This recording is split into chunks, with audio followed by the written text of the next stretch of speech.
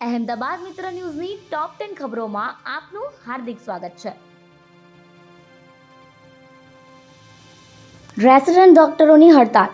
કોલકાતામાં junior doctor પર rape murder કેસના વિરોધમાં હડતાળ પર ઉતરેલા રાજ્યભરના રેસિડેન્ટ ડોક્ટરો વધુ એકવાર સ્ટાઇપેન્ડના મુદ્દે આજે હડતાળ પર ઉતર્યા છે. આ હડતાળ દરમિયાન રેસિડેન્ટ ડોક્ટરો ઇમરજન્સી સહિતની તમામ સેવાઓથી પણ અળગા રહ્યા છે. ડોક્ટરોનું કહેવું છે કે ગુજરાત જ વધારે સ્ટાઇપેન્ડ આપતું રાજ્ય નથી. દિલ્હી, બિહાર અને યુપીમાં પણ વધારે સ્ટાઇપેન્ડ આપવામાં આવે છે. અન્ય હોસ્પિટલોમાં ડોક્ટરોને સિનિયર દ્વારા દબાવવામાં આવ્યા છે, જેથી હડતાળ નથી કરી, પરંતુ તેઓએ સમર્થન આપ્યું છે. નિકોલમાં વૃદ્ધે કારથી 4 વાહનોને ઉડાડ્યા. શહેરના નિકોલ વિસ્તારમાં મોડી રાત્રે એક વૃદ્ધ પોતાની કાર લઈને નીકળ્યા હતા, ત્યારે તેમની કાર પર કાબુ ગુમાવી દેતા એક બાઇક ચાલકને અડફેટે લીધો હતો. આ અકસ્માત થયો ત્યારે બીજા 2-3 વાહનો પણ ત્યાં હતા, જે અડફેટમાં આવ્યા હતા. અકસ્માત બાદ ઇજાગ્રસ્તને સારવાર માટે હોસ્પિટલ ખસેડવામાં આવે છે, જ્યારે આ સમગ્ર મામલે ટ્રાફિક પોલીસ દ્વારા ગુનો દાખલ કરવામાં આવી રહ્યો છે.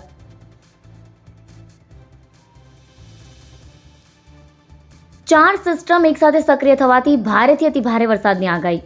ગુજરાત રાજ્યમાં વરસાદના 5 થી 7 દિવસના વિરામ બાદ ફરી એક વખત વહેલી સવારથી જ વરસાદી માહોલ આજે જામ્યો છે.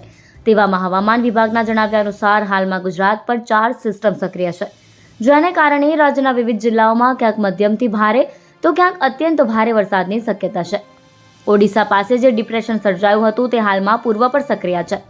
આ ડિપ્રેશનને કારણે દક્ષિણ અને પૂર્વ મધ્ય ગુજરાતના ભાગો પર વરસાદની અસર રહેશે. અમદાવાદ સિવિલની તાનાશાહી. અમદાવાદ સહિત રાજ્યભરમાં સરકારી હોસ્પિટલમાં સ્ટાઇપેન્ડ મામલે રેસિડેન્ટ અને ઇન્ટર્ન ડોક્ટરો હડતાળ પર ઉતર્યા છે. ત્યારે ડોક્ટરોની હડતાળ શરૂ થાય તે અગાઉ જ સિવિલમાં ફરજ બજાવતા વર્ગ 4ના કોન્ટ્રાક્ટ પરના કર્મચારીઓ પણ હડતાળ પર ઉતર્યા છે. સિવિલ સુપ્રિન્ટેન્ડન્ટ કચેરી પાસે જ કર્મચારીઓ હડતાળ પર ઉતર્યા છે. કર્મચારીઓ સુપ્રિન્ટેન્ડન્ટ કચેરી પાસે ના પહોંચે તે માટે ગેટ પર તાળું મારી દેવાયું છે. મીડિયાને પણ સિવિલમાં વિડીયો અને ફોટો લેવા પર પ્રતિબંધ મૂકવામાં આવ્યો છે. પીઆરઓ રાહુલે મીડિયા પર પ્રતિબંધ મૂક્યો છે. લોખંડની એંગલ અને બેઝબોલના દડાથી વૃદ્ધને ફટકાર્યા. દાણીલીમડામાં 2 વ્હીલર પર આવેલ બુકાનીધારી 2 શખ્સે વૃદ્ધને રોકીને તું કેમ પોલીસ સાથે સંબંધ રાખે છે કહીને લોખંડની એંગલ અને બેઝબોલના દંડાથી ફટકારી હત્યાનો પ્રયાસ કર્યો હતો, જેમાં વૃદ્ધ પોતાનું બર્ગમેન જોઈને જમાલપુર શાકભાજી લેવા જતા હતા. તે સમયે રસ્તામાં શખ્સોએ ઊભા રાખ્યા. આ અંગે વૃદ્ધે બંને જણા શખ્સો સામે દાણીલીમડા પોલીસ સ્ટેશનમાં ફરિયાદ નોંધાવી છે. કરોડોના સટ્ટાકાંડનો વોન્ટેડ દીપક ઠક્કર દુબઈમાં ઝડપાયો. ગુજરાતમાં 2000 કરોડથી વધુના સટ્ટાકાંડનો આરોપી દુબઈમાંથી ઝડપાયો છે. આ આરોપી સામે સીબીઆઈ દ્વારા રેડ કોર્નર નોટિસ જાહેર કરવામાં આવી હતી. દુબઈમાં તેનું લોકેશન મળ્યા બાદ અબુધાબી પોલીસ સાથે સંકલન કરવામાં આવ્યું હતું. દુબઈ પોલીસ દ્વારા તેની ધરપકડ કરવામાં આવ્યા બાદ 1 સપ્ટેમ્બરના રોજ ગુજરાત પોલીસે દુબઈથી દીપકનો કબજો મેળવ્યો અને તેને ગુજરાત લાવી. પ્રહલાદનગર રોડ પર 29 વાહનોને લોક મારી દંડ કરાયો. શહેરમાં રોડ પર ગેરકાયદેસર દબાણો દૂર કરવા મામલે દક્ષિણ પશ્ચિમ ઝોન એસ્ટેટ વિભાગ દ્વારા એસજી હાઈવે તથા શ્યામલ 4 રસ્તાથી આનંદનગર રોડ પર ગેરકાયદેસર રીતે પાર્ક કરેલા વાહનોને લોક કરી દંડાત્મક કાર્યવાહી હાથ ધરવામાં આવી હતી. જેમાં 29 4 વ્હીલર વાહનોને લોક મારી કુલ રૂપિયા 14,500 દંડ વસૂલ કરાયો છે. 2 સપ્ટેમ્બરના રોજ ટ્રાફિક પોલીસે ડ્રાઈવ રાખવામાં આવી છે, જેમાં વાહનો લોક કરવાની, ટોઈંગ કરવાની તેમજ દબાણો દૂર કરવાની કામગીરી કરવામાં આવનાર છે. સરખેજ ભારતીય આશ્રમ વિવાદ.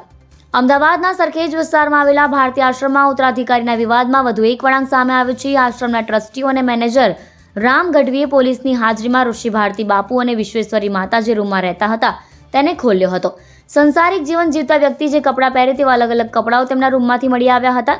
જીન્સ, ટી-શર્ટ સહિતના અલગ અલગ કપડાં અને નાના બાળકોના રમકડા પણ મળી આવ્યા હતા, જે જોઈને ટ્રસ્ટીઓ ચોંકી ઉઠ્યા છે.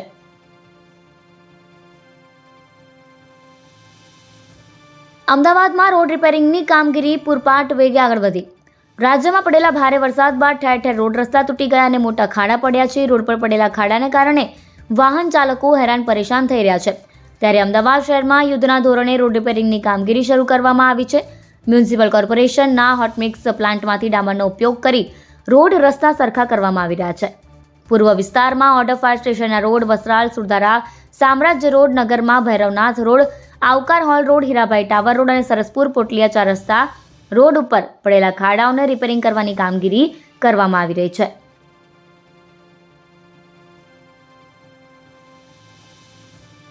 મહિલા પોલીસ કોન્સ્ટેબલને સાસરિયાનો ત્રાસ. આજના આધુનિક સમયમાં પણ સાસરિયાનો ત્રાસ પરિણીતા પર એ જ પ્રમાણે થઈ રહ્યો છે, જેમાં એક મહિલા પોલીસ કર્મચારી સતત પરેશાન થતી હતી અને તેણે હવે સામે આવીને પોલીસ ફરિયાદ નોંધાવી છે. મહિલા કર્મચારી પર શંકા કરીને તેનો પતિને સાસરિયાઓ પરેશાન કરતા હતા. એટલું જ નહીં, તેને નોકરીમાંથી સસ્પેન્ડ કરાવી દેવા સુધીની ધમકી પણ આપવામાં આવતી. સતત માનસિક ત્રાસને કારણે પરિણીતાએ છેલ્લે હવે પોલીસ ફરિયાદ નોંધાવવાનું નક્કી કર્યું અને આ અંગે પોલીસ ફરિયાદ તેણે નોંધાવી છે. આ સમગ્ર મામલે પોલીસ દ્વારા ગુનો નોંધીને કડક કાર્યવાહી કરવાની તજવીજ હાથ ધરાઈ છે.